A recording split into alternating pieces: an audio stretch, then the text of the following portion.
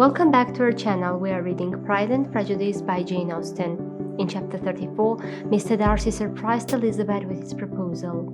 Let's see what happens next in chapter 35. Elizabeth awoke the next morning to the same thoughts and meditations which had at length closed her eyes. She could not yet recover from the surprise of what had happened.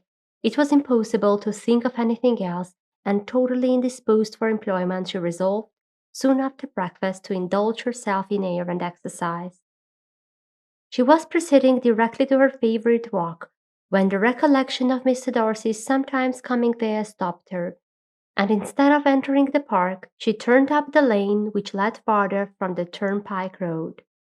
The park paling was still the boundary on one side, and she soon passed one of the gates into the ground. After walking 2 or 3 times along that part of the lane, she was tempted, by the pleasantness of the morning, to stop at the gates and look into the park. The 5 weeks which had now passed in Kent had made a great difference in the country, and every day was adding to the verdure of the early trees. She was on the point of continuing her walk when she caught a glimpse of a gentleman within the sort of grove which edged the park. He was moving that way, and fearful of its being Mr. Darcy, she was directly retreating. But a person who advanced was now near enough to see her, and stepping forward with eagerness, pronounced her name. She had turned away, but on hearing herself called, though in a voice which proved it to be Mr. Darcy, she moved again towards the gate. He had by that time reached it also, and holding out a letter which she instinctively took, said, with a look of haughty composure, "I have been walking in the grove some time in the hope of meeting you. Will you do me the honour of reading that letter?" And then, with a slight bow, turned again into the plantation, and was soon out of sight. With no expectation of pleasure, but with the strongest curiosity, Elizabeth opened the letter, and to her still increasing wonder perceived an envelope containing 2 sheets of letter paper, reading quite through in a very close hand. The envelope itself was likewise full. Pursuing her way along the lane, she then began it. It was dated from Rosings at 8 o'clock in the morning, and was as follows: "Be not alarmed, madam, on receiving this letter, by the apprehension of its containing any repetition of those sentiments or renewal of those offers which were last night so disgusting to you. I write without any intention of paining you or humbling myself by dwelling on wishes which, for the happiness of both, cannot be too soon forgotten, and the effort which the formation and the perusal of this letter must occasion should have been spared, had not my character required it to be written and read. You must therefore pardon the freedom with which I demand your attention.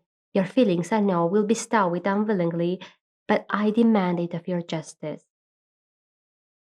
2 offences, of a very different nature and by no means of equal magnitude, you last night laid to my charge.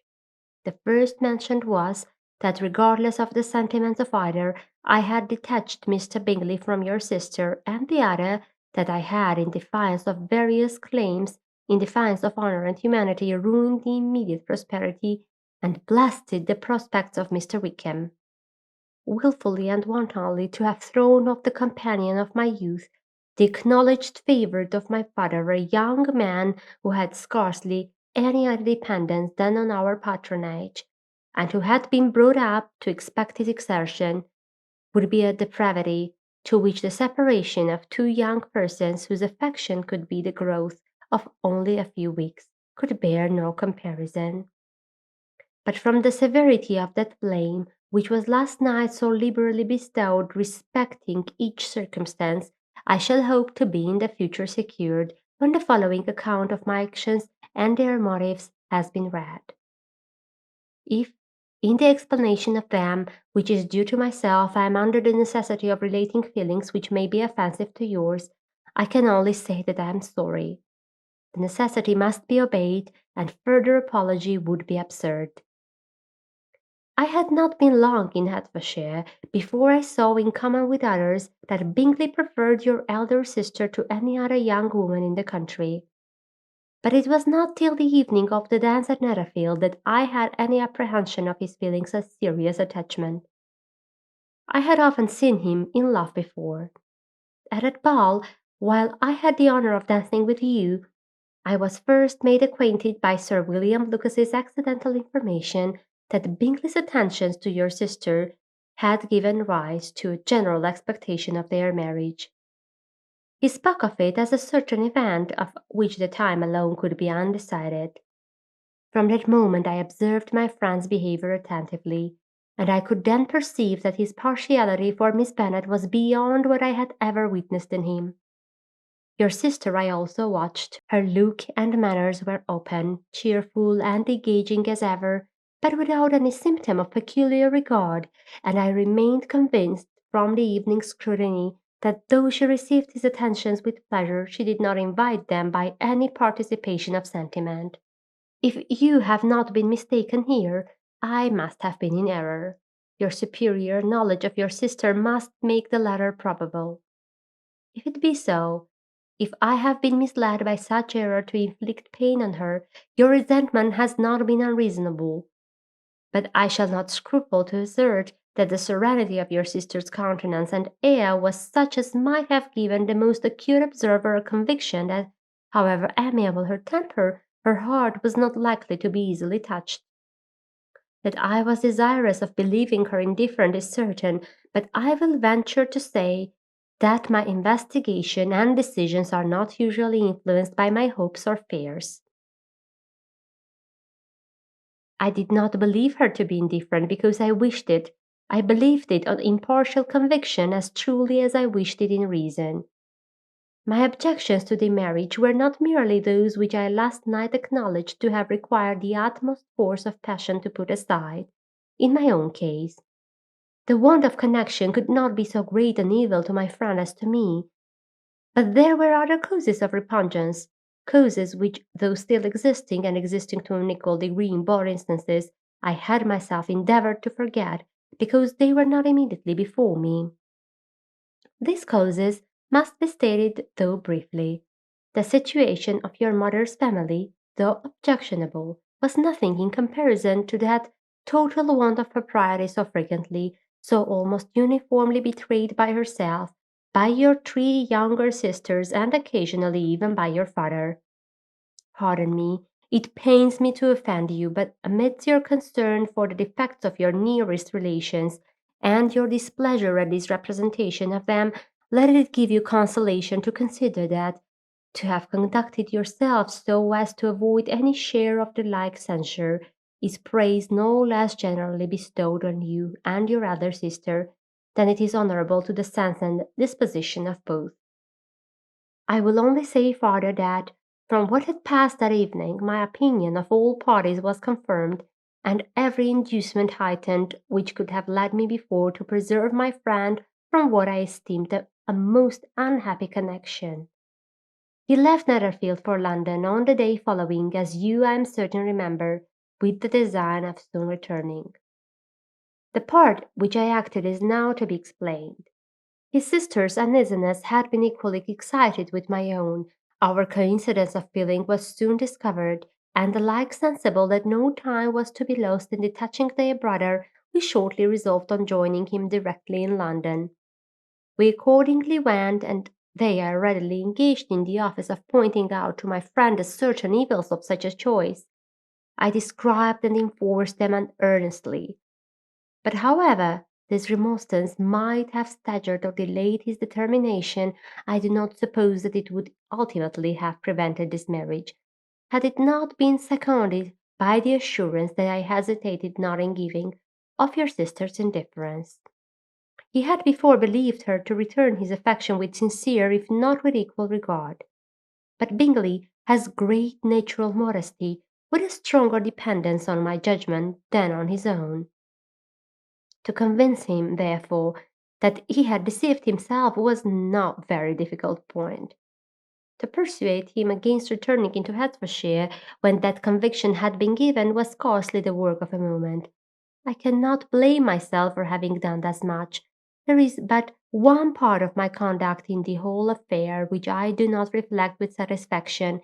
It is that I condescended to adopt the measures of art so far as to conceal from him your sister's being in town. I knew it myself, as it was known to Miss Bingley, but her brother is even yet ignorant of it. That they might have met without ill consequence is perhaps probable, but his regard did not appear to me enough extinguished for him to see her without some danger. Perhaps this concealment, this disguise was beneath me. It is done, however, and it was done for the best. On this subject I have nothing more to say, no other apology to offer. If I have wounded your sister's feelings, it was unknowingly done, and though the motives which governed me may to you very naturally appear insufficient, I have not yet learned to condemn them. With respect to that other, more weighty accusation of having injured Mr. Wickham, I can only refute it by laying before you the whole of his connection with my family.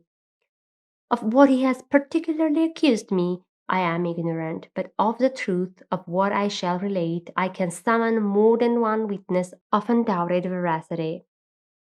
Mr. Wickham is the son of a very respectable man who had for many years the management of all the Pemberley estates, and whose good conduct in the discharge of his trust naturally inclined my father to be of service to him, and on George Wickham, who was his godson, his kindness was therefore liberally bestowed. My father supported him at school and afterwards at Cambridge, most important assistance, as his own father, always poor from the extravagance of his wife, would have been unable to give him a gentleman's education. My father was not only fond of this young man's society, whose manners were always engaging, he had also the highest opinion of him, and hoping the church would be his profession, intended to provide for him in it. As for myself, it is many, many years since I first began to think of him in a very different manner. The vicious propensities, the want of principle, which was so careful to guard from the knowledge of his best friend, could not escape the observation of a young man of nearly the same age with myself, and who had opportunities of seeing him in unguarded moments which Mr. Darcy could not have. Here again I shall give you pain. To what degree, you can only tell. But whatever may be the sentiments to which Mr. Wickham has created, a suspicion of their nature shall not prevent me from unfolding his real character. It adds even another motive.